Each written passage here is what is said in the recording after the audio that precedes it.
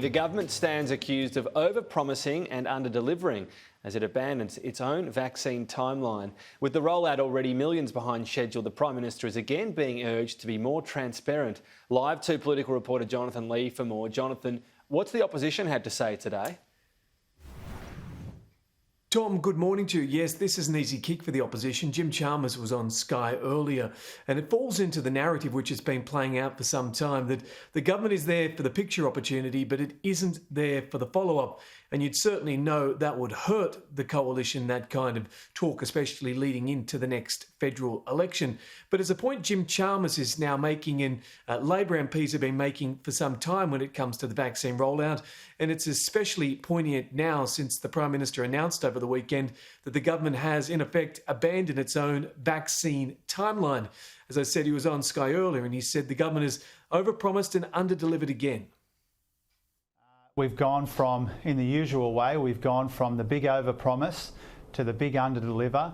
Then we went through the finger-pointing phase, and now the government seems to have abandoned any sense of giving the Australian people confidence or a plan on how this vaccine will be rolled out, and that will have consequences for people's health, obviously, but also... It's an especially significant comment, Tom, even though it might just look like a free kick from the opposition. When you put it in contrast to Tim Wilson, who was interviewed earlier this morning, he was asked, didn't Australians deserve to know the timeline and when they'd be given a vaccination? And in effect, the government now isn't giving an answer. Australians deserve to know when they might receive at least their first vaccine. What Australians should rightly wish and hope for is to remain COVID-19 free as we are. And of course, there are Australians, 1.1 million Australians who have already secured their vaccine. So no one's senior out from the government yet today, Jonathan, but the Chief Health Officer out there defending the rollout this morning. Yeah, the Chief Health Officer was on breakfast television this morning, and it's a similar case to what Tim Wilson was saying there. There's almost an attitude that Australians should just be happy that they're healthy at the moment and that the country has largely done well with the vaccine, largely done well with fighting COVID, I should say.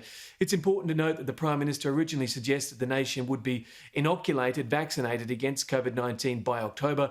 Then the Prime Minister walked that position back and said, no, what I was saying was Australians will receive their first vaccine by October. There's now talk that Australians will receive their first vaccine by effectively Christmas, which puts the vaccine program into a period where many Australians won't be completely inoculated until well into next year. Here's the Chief Health Officer on breakfast television this morning. Well, our plan remains to give the vaccine to as many people in Australia as possible, as quickly as possible. And we're starting, as we've always been very clear about, with our most vulnerable Australians and those at most risk of being exposed. And that part of the equation is going extremely well. In fact, most of that has not been affected. So we break that down, and the Chief Health Officer there saying it's going extremely well when it comes to giving the vaccine to those most at risk. Well, the vaccine program began in February 22. More than 7 weeks later, we know those in Phase 1A, elderly residents in aged care, are still only now receiving their first jab. So they're a long way from being fully inoculated. Now, Stephen Duckett was the former Chief Health Officer.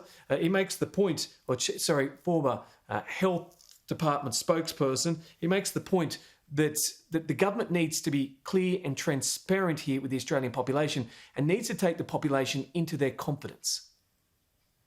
The government needs to be setting targets so that people know when they're likely to get the vaccine. At the moment, you may not get it until next year. Well, who knows? Does that mean January? Does that mean April?